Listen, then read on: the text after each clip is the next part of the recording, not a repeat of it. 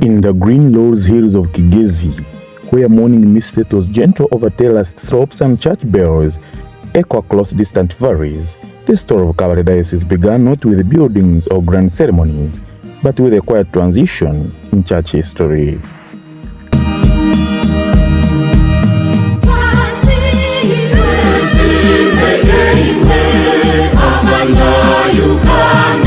When the Diocese of Kabale was created in 1966, it marked a decisive moment for the Catholic Church in southwestern Uganda.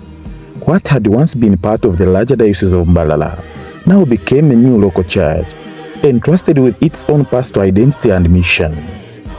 Yet, as with every new beginning, the question was not only about structure on paper, it was about leadership, organization, and direction.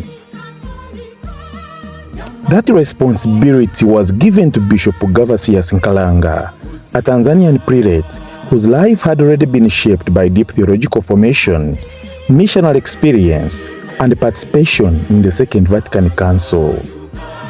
Born in 1919 in Luti, Tanganyika, ordained a priest in 1950, and consecrated a bishop in 1961 by Pope John XIII, Bishop Nkalanga belonged to a generation of African church leaders who carried the transition from missionary-led structures to local church leadership. By the time he arrived in Kabale in 1966, as the first apostolic administrator, the Catholic faith in Kigezi was already deeply rooted through missionary work.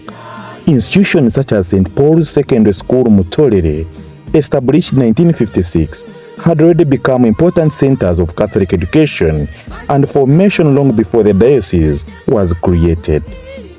In 1963, St. Peter's Secondary School Nyarushanje had also emerged as another strong Catholic-founded institution, serving communities in Rujumbura and contributing to the early intellectual and spiritual formation of the region. But while these institutions existed, they were not yet bound together under a unified diocesan system. That was the task awaiting Nkalanga. His arrival marked the beginning of organization rather than construction. He didn't come to replace what existed, but to bring coherence to it. Across the scattered parishes of Kigezi, he worked quietly to establish a sense of unity among clergy, catechists, and religious communities. He introduced coordination where there had been fragmentation and encouraged collaboration where there had been separation. The young diocese began to take shape not through dramatic expansion, but through careful structuring of its internal life. It was during this formative period that Catholic education in the diocese took a clear diocesan identity. In 1967, St. Mary's College Rushoroza was established as the first senior secondary school under the Diocese of Kabale, marking a significant step in the church's commitment to form education under its own diocesan leadership.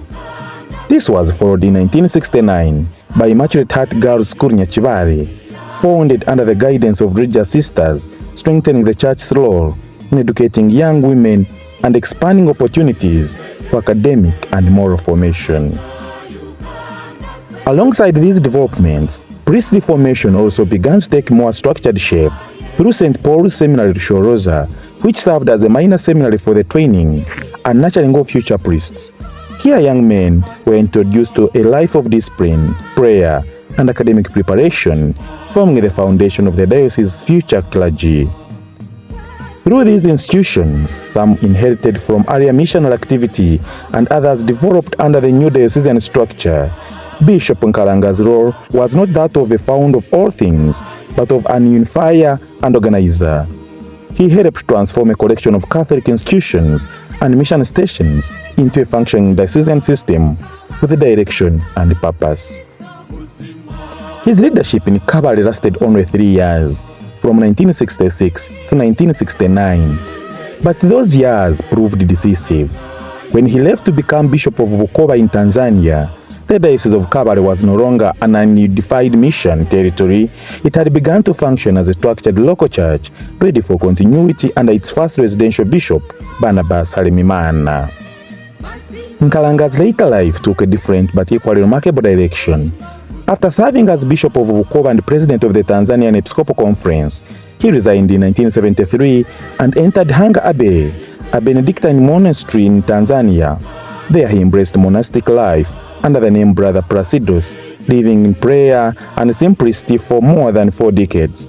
He died in 2015 at the age of 96 and was laid to rest at the monastery he had called home for much of his later life.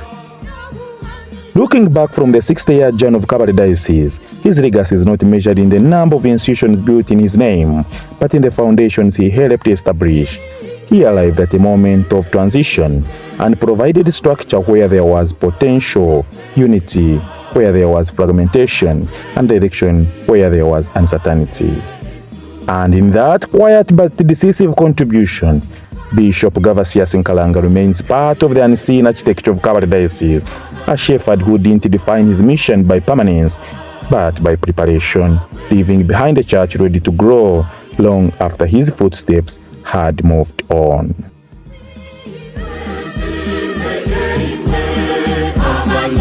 You